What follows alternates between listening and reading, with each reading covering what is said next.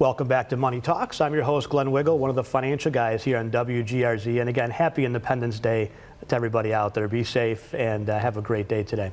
We're in studio today with New York State Assemblyman Dave DiPietro. Thank you so much for joining us, Dave. I really appreciate it. Thanks for having me. You've been a friend of our radio show for many, many, many years. Yes. And we were very happy to see you get into Albany to help try to fix things, or at least shine a light on the corruption that is surrounding that town.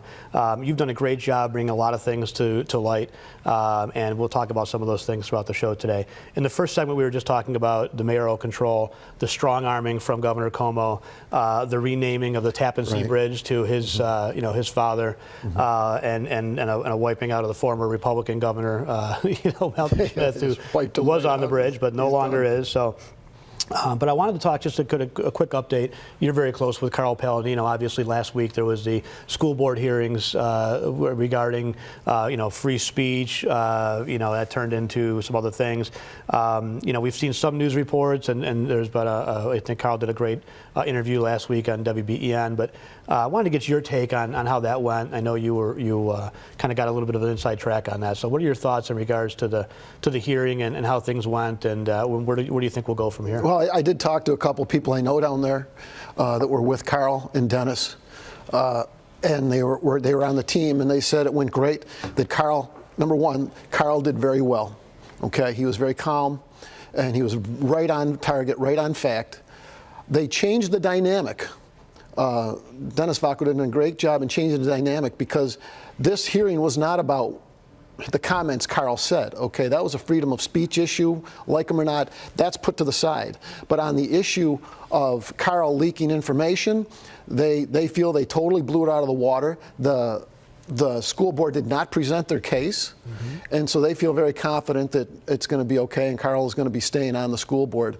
But they feel that the other side did not make their case at all. They didn't prove it. They did not prove anything, and that's where they had a great few days down there.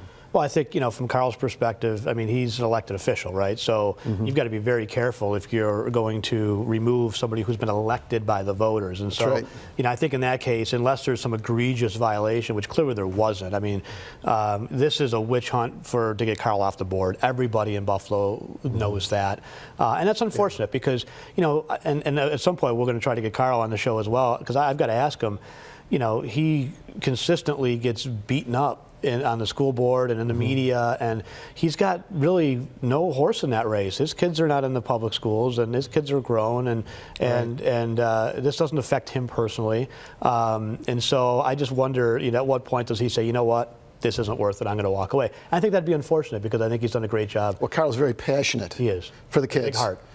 And if you look at what he's done, Carl is the only one I know on that board. Well, there's a couple, but he's actually fighting for the kids. He's exposing the corruption, and that's what you get. I try to expose the corruption in Albany, and I get hammered just like Carl does. Right. Okay, people do not want the light shown on them. It's like the rats. You put a light on it, and they scurry into the corner. They do not like that. And in Albany, they especially don't like it. And Carl's been dealing with it and trying to tell people, look, there's a lot of corruption, and there's better ways to do things. Unfortunately, the powers to be don't want to change anything. They like their cushy jobs, their salaries, they like all the benefits. They don't want anything to change. And in that whole equation, you never hear anything about what's best for the children. Same with Albany. You never hear what's best for the taxpayer. You never hear that. It's all about them keeping the status quo. Right, and clearly a lot of things they're doing are not the best interest of the children. No, they're not. When you have more competition, more school choice and things like that, I think that's better for everybody.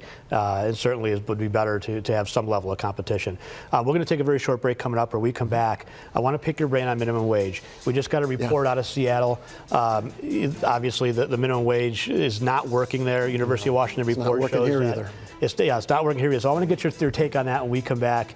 New York State went to this $15 minimum wage for fast food restaurants. Obviously, outside of New York, it's ratcheting up from there. We're going to find out a little bit more about that. And again, if you need us throughout the week, folks, we do manage money for a living. 633-1515 is our office number. Stay tuned. We've got more to come here on WGRZ Money Talks.